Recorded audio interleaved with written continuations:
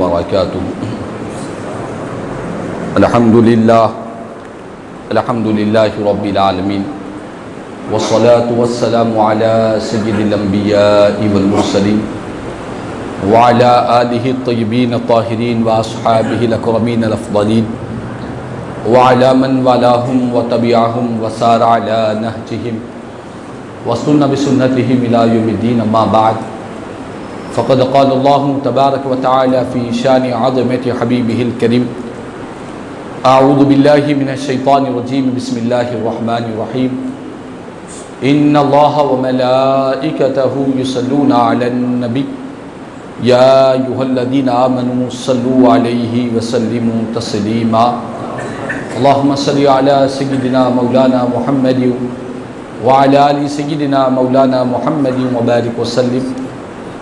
صلاۃ و سلاما علیک یا سیدی یا حبیبی یا رسول اللہ صلی اللہ تعالی علیہ وسلم۔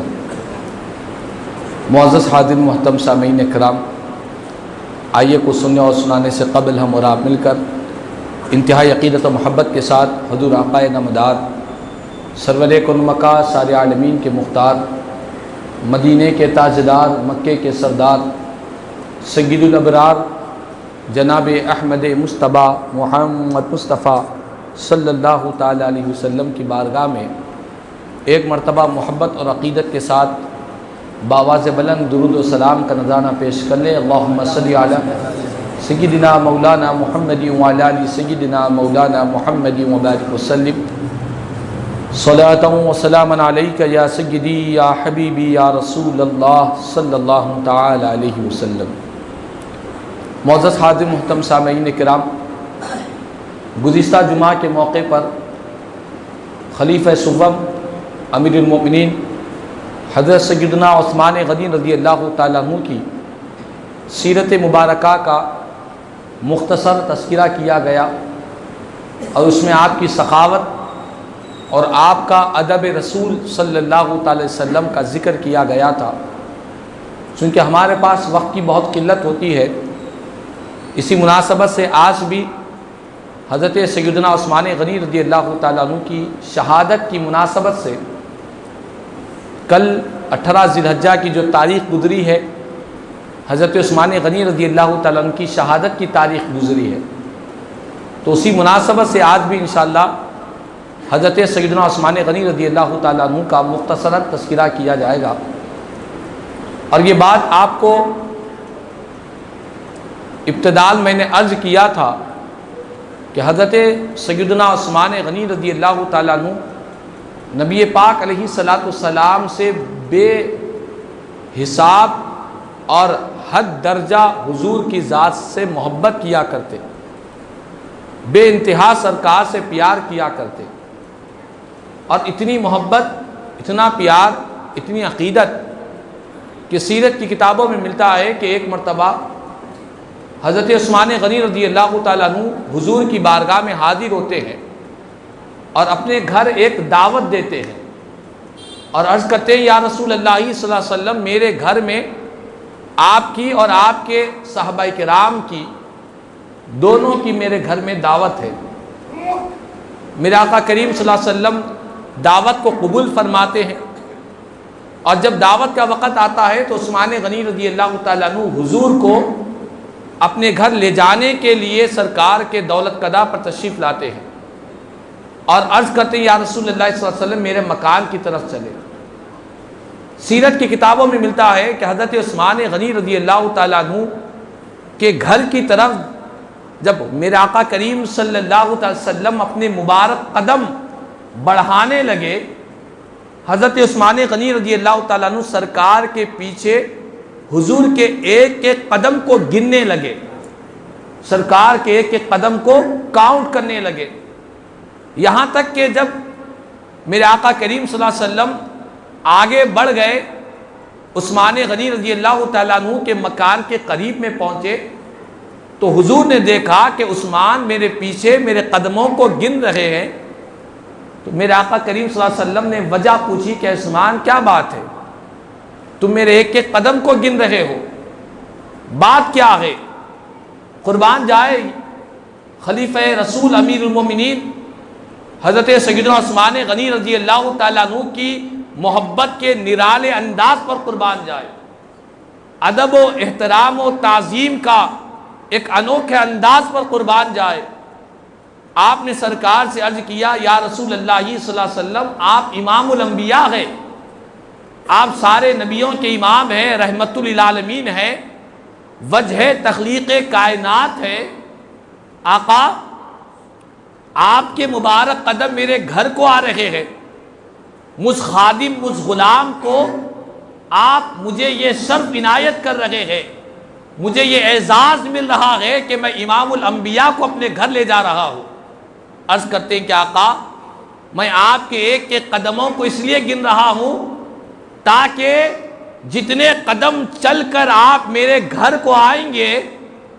ایک ایک قدم کے بدلے میں ایک ایک غلام کو آزاد کروں گا۔ اللہ اکبر، ایک ایک قدم کے بدلے ایک ایک غلام کو آزاد کروں گا۔ اور حضرت عثمان غنی رضی اللہ تعالیٰ عنہ نے صرف فرمایا ہی نہیں ہے، بلکہ آپ نے جتنے قدم حضور کے عثمان غنی کے مکان پر جانے کے لیے لگے، آپ نے ہر قدم کے بدلے ایک ایک غلام کو آزاد فرمایا ہے۔ اللہ اکبر، یہ محبت کے نرالے انداز ہے، یہ محبت کے انوکھے انداز ہے۔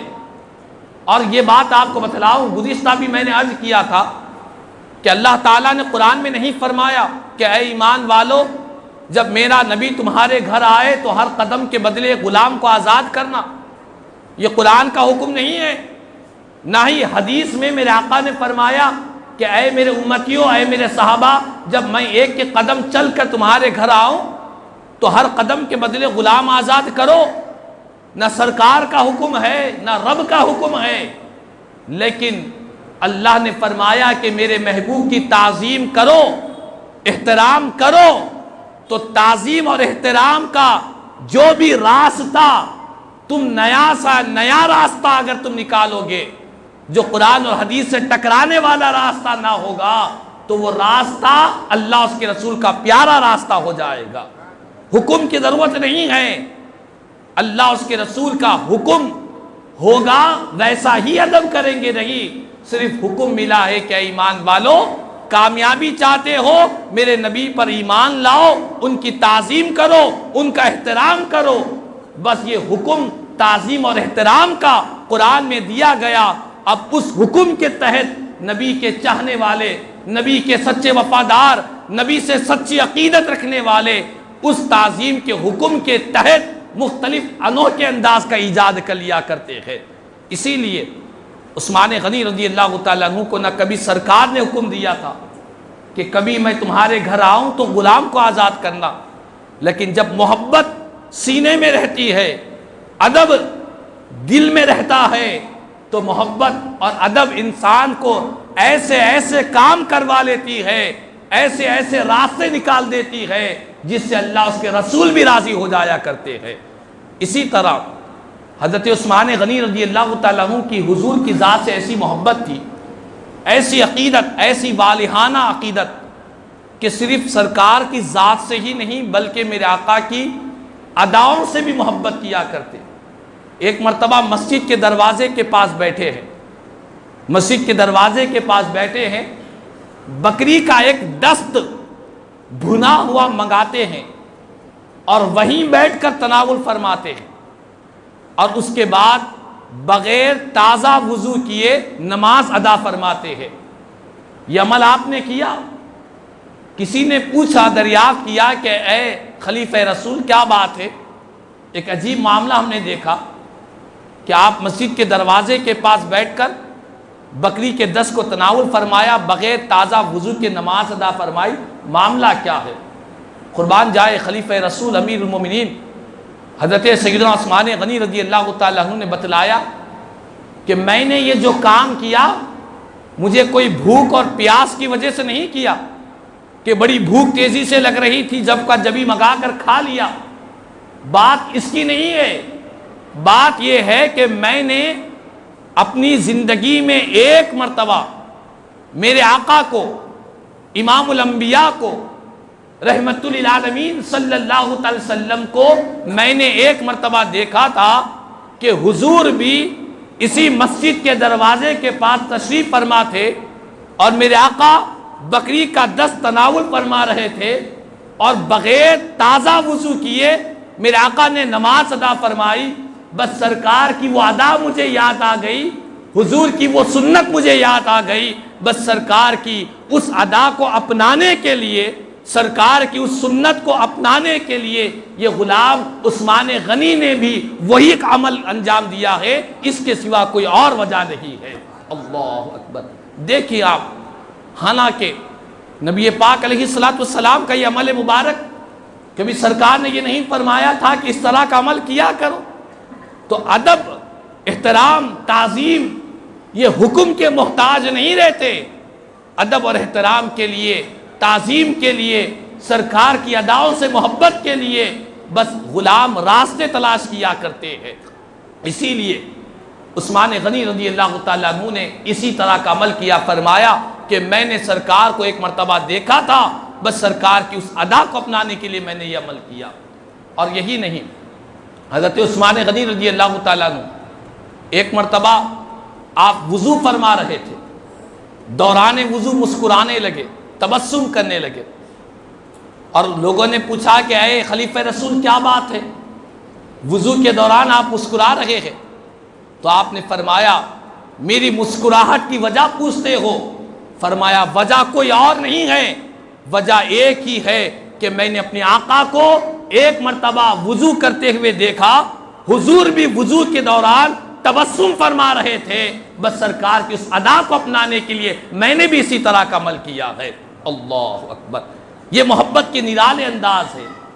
یہ جتنے کام ہو رہے ہیں، یہ کام کیوں ہو رہے ہیں؟ اس کی ایک ہی وجہ ہے کہ سینے میں محبت رسول ان کے سینے میں رہا۔ اسی لیے علامہ اقبال شاعر مشرق نے بڑی اہم بات مسلمانوں کو بتلائی، بڑے پتے کی بات بتلا دی۔ شاعر مشرق نے فرمایا مغز قرآن، روح ایمان، جان دین، ہست حب رحمت للعالمین صلی اللہ علیہ وسلم۔ فرماتے ہیں کہ مسلمانوں سن لو، سارا قرآن الحمد سے لے کر ناس تک سارے قرآن کا مغز، سارے قرآن کا مغز اس کا پتہ بتلاتا ہو۔ اس کے بعد فرماتے ہیں روح ایمان، تمہارا جو ایمان ہے، جو کائنات کی سب سے عظیم نعمت ہے، اس ایمان کی اصل روح کیا ہے اس کا بھی تمہیں پتہ بتاتا ہوں۔ اس کے بعد فرماتے ہیں جان دین، یہ جو دین ہے جو دنیا کے ہر چپے چپے میں پھیلا ہوا ہے، یہ سارے دین کی جو اصل جان ہے اس کا بھی تمہیں پتہ بتلاتا ہوں۔ تین چیزیں، قرآن کا مغز، ایمان کی روح، دین کی جو جان ہے، فرماتے ہیں ان تینوں چیزوں کا ایک ہی جواب ہے، وہ رحمت للعالمین صلی اللہ علیہ وسلم کی محبت کا نام ہے، حضور سے پیار کا نام ہے، سرکار سے عقیدت کا نام ہے۔ جس کا سینہ سرکار کی محبت سے مالا مال ہے، اس کے پاس قرآن کا مغز بھی آ گیا، ایمان کی روح بھی آ گئی، دین کی جان بھی اس کے سینے میں پیدا ہوگی، جس کے سینے میں امام الانبیاء کی محبت پیدا ہوگی۔ اور یہی محبت تھی حضرت عثمان غنی رضی اللہ تعالیٰ کے سینے میں کہ ایک مرتبہ عمرے کے لیے تمام صحابہ کرام تشریف لے جاتے ہیں، راستے میں کفار و مشرکین روک لیتے ہیں۔ مشہور واقعہ ہے، حضرت عثمان غنی رضی اللہ تعالیٰ عنہ کو بات چیت کرنے کے لیے حضور تمام مسلمانوں کا سفیر بنا کر میرے آقا روانہ فرماتے ہیں۔ حضرت عثمان غنی رضی اللہ تعالیٰ عنہ کفار و مشرکین سے بات کرنے کے لیے مکہ مکرمہ کو جاتے ہیں، صحن کعبہ میں بیٹھتے ہیں اور کفار و مشرکین سے بات چیت ہوتی ہے، معاہدہ ہوتا ہے۔ معاہدے میں یہ بات طے ہوتی ہے کہ اس سال جو مسلمان ہیں عمرہ نہیں کر سکتے، آئندہ سال عمرہ کرنے کی اجازت ہوگی، یہ معاہدہ ہوتا ہے۔ حضرت عثمان غنی نکلنے لگتے ہیں تو کفار و مشرکین کہتے ہیں کہ اے عثمان، تم تو مسلمانوں میں ہی ہو لیکن تم کعبے میں آ چکے ہو، مکہ مکرمہ میں داخل ہو چکے ہو، صحن کعبہ میں ہو، کعبۃ اللہ تمہاری نگاہوں کے سامنے ہے، ہم تم کو اجازت دیتے ہیں کہ تم تنہا عمرہ کر لو، تم تنہا طواف کعبہ کر لو، تمہارے لیے اجازت ہے۔ اللہ اکبر، قربان جائے حضرت سیدنا عثمان غنی رضی اللہ تعالیٰ عنہ نے جو جواب دیا ان کفار مشرکین کو، وہ تاریخ اور سیرت اور احادیث کی کتابوں میں روشن ستاروں کی طرح چمک رہا ہے۔ آپ نے فرمایا اللہ کی قسم کھا کر کہتا ہوں عثمان اس وقت تک طواف کعبہ نہیں کرے گا جب تک کہ عثمان کے آقا امام الانبیاء رحمت للعالمین صلی اللہ علیہ وسلم طواف نہیں کریں گے۔ فرمایا کہ حضور کو چھوڑ کر میرے آقا عمرہ نہ کریں، سرکار طواف نہ کرے، سرکار کو چھوڑ کر غلام کیسے عمرہ کر لے گا، غلام کیسے طواف کعبہ کر لے گا؟ حالانکہ کعبے کی عظمت، کعبے کا احترام، کعبے کی محبت، اس کا تو کوئی انکار ہی نہیں کر سکتا۔ ہم جیسے گنہگار، بدکار، سیاہکار جب کبھی کعبے کو یاد کرتے ہیں تو طواف کعبہ کرنے کے لیے دل مچل جایا کرتا ہے۔ یہ تو عثمان غنی رضی اللہ تعالیٰ عنہ ہے،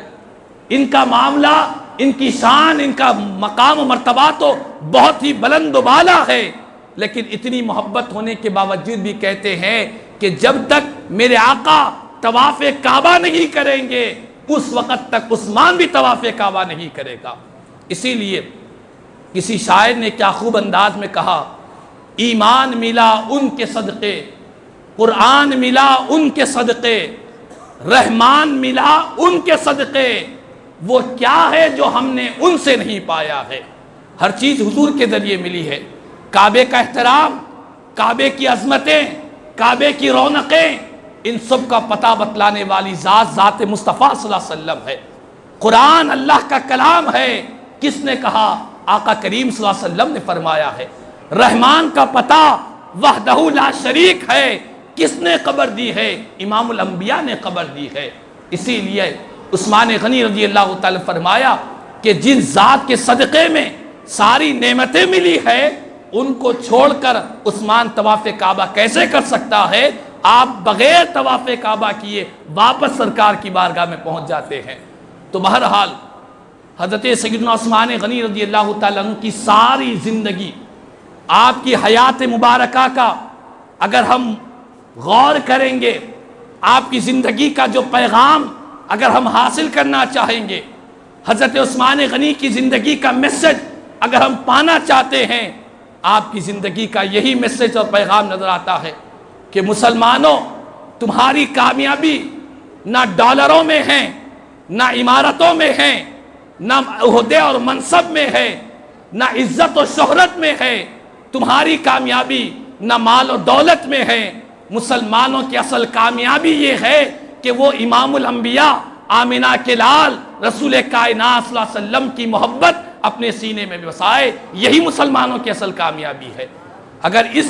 نعمت سے اگر ہم محروم ہیں، حضور کی محبت سے اگر ہم محروم ہیں، سرکار کی ذات کی عقیدت سے ہم محروم ہیں، آمنہ کے لال سے ہمارے رشتہ غلامی، رشتہ محبت، رشتہ عقیدت اگر کمزور ہے، اور اس کے پاس ہمارے پاس دنیا کی دولت ہے، مال ہے، عزت ہے، شہرت ہے، سب کچھ ہے، لیکن مدینے والے آقا کا دامن ہاتھ میں نہیں ہے، قسم بخدا ہم کبھی کامیاب نہیں ہو سکتے۔ ہماری کامیابی، ہماری بلندی، ہماری ساری دنیا اور آخرت کی رخیں صرف اور صرف مدینے والے آقا کی طرف ہونی چاہیے۔ یہی عثمان غنی رضی اللہ تعالیٰ عنہ کی زندگی کا پیغام ہے۔ چنانچہ 18 ذی الحج جو گزشتہ تاریخ گئی ہے، یہی تاریخ میں حضرت عثمان غنی رضی اللہ تعالیٰ عنہ کی شہادت ہوئی۔ اللہ تبارک و تعالیٰ سے دعا ہے اللہ تعالیٰ ہم تمام کو خلیفہ رسول امیر المؤمنین حضرت سیدنا عثمان غنی رضی اللہ تعالیٰ عنہ کی عقیدت اور آپ کا فیضان اور آپ کا صدقہ اللہ تعالیٰ ہم تمام کو نصیب فرمائے، اور آپ کی تعلیم اور آپ کا مسلک پر اللہ تعالیٰ ہم تمام کو چلنے کی توفیق عطا فرمائے۔ کہنے سننے سے زیادہ مجھے ہم تمام کو عمل کی توفیق عطا فرمائے۔ آمین ثم آمین۔ واخر دعوانا الحمدللہ۔